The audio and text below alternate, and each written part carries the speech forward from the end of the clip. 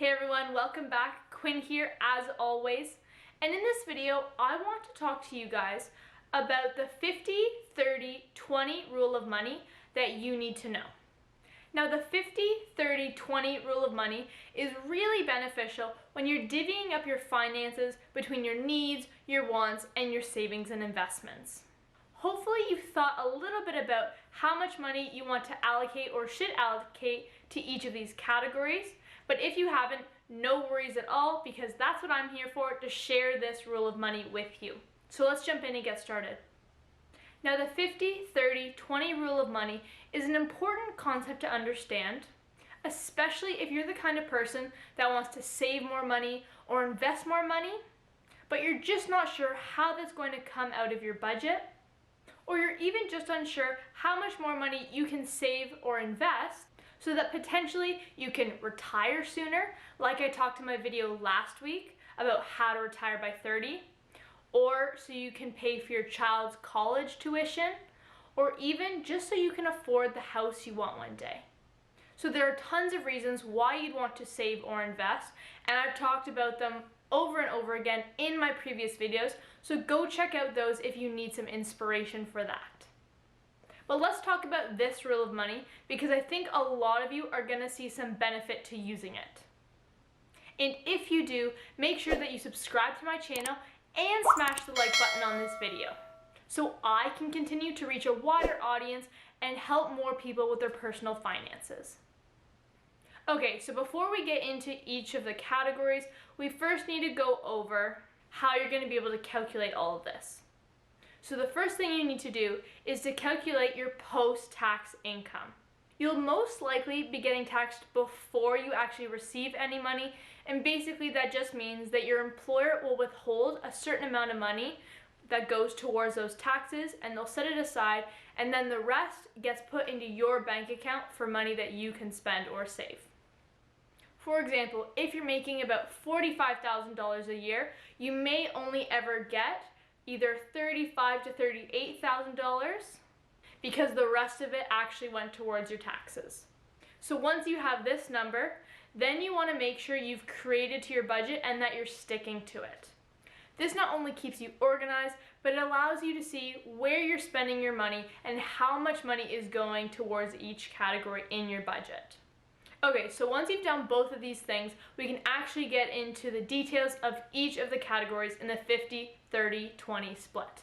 So to start, the 50 simply means that it's 50% of your money goes towards your needs. Now, the exact number 50 is just a guideline, as well as everything I've listed here, because everyone is different, and I know that the needs change between people depending on their situation, especially when it comes down to how much money they make. So this doesn't mean you're either confined to this list of needs or that you're confined to the 50% of your income, because sometimes it can be more or less depending on how much money you make, but it's definitely a good goal to reach for. Now, when I talk about housing on this list, I don't mean a super big house or an expensive condo in a good area. This is just a place that puts a roof over your head.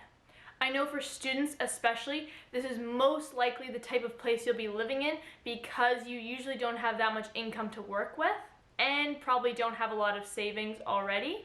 And I know for most students, you're usually trying to save as much money as possible, so putting as little towards your housing is usually in your best interest.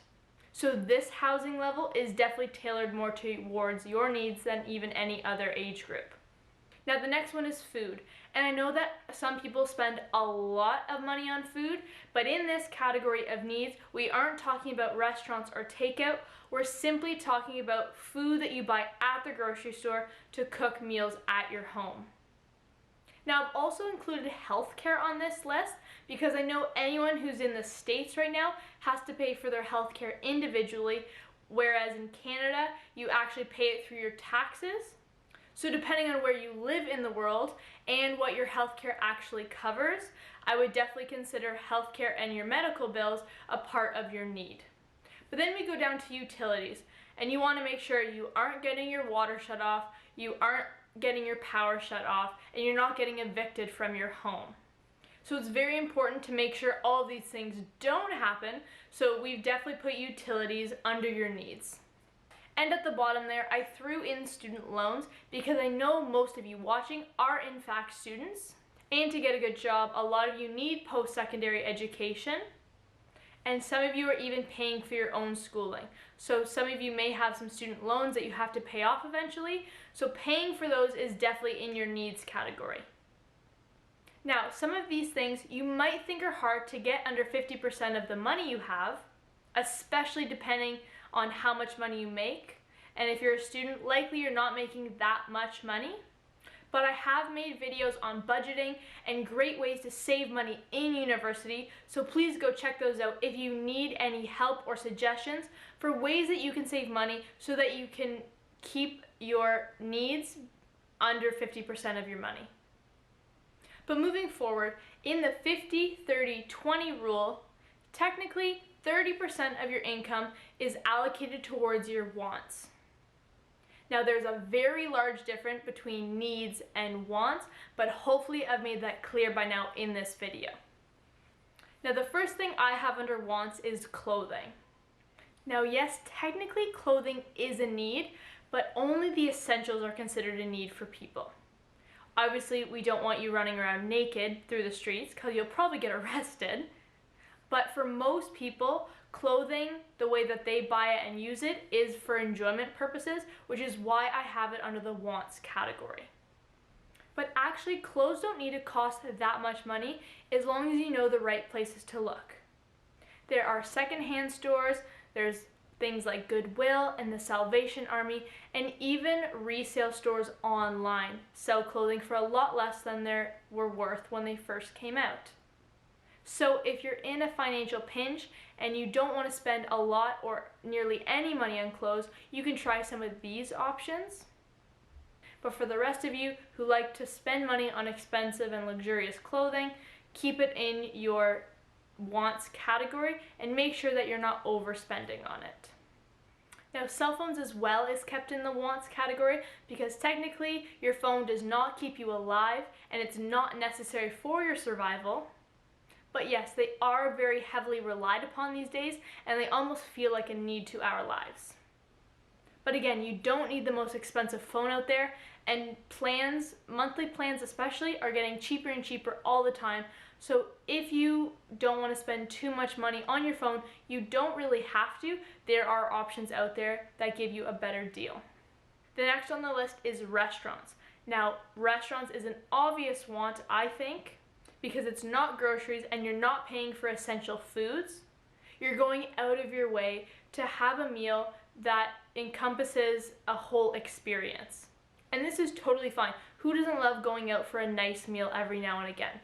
Just make sure that you're keeping this in mind when you're budgeting for your wants and making sure that you're not overspending on things like restaurants, or even on the list here I have entertainment, so anything like concerts or shows, and vacations. Vacations is a huge expense and usually people don't take them more than once or twice a year, which is good. But make sure that when you go on vacation, you're really keeping in mind your budget and how much money you're spending in your wants category to make sure you keep it under that 30%. Now moving on to our last category here, which is allocating 20% of your money to your savings and investments.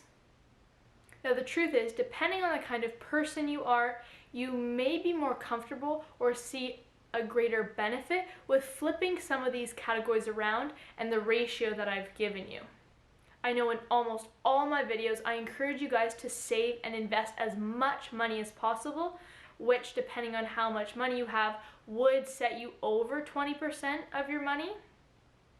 And like I mentioned earlier, this 50-30-20 breakdown has been used for a very long time, meaning that it might need some tweaking for your life based on your situation currently.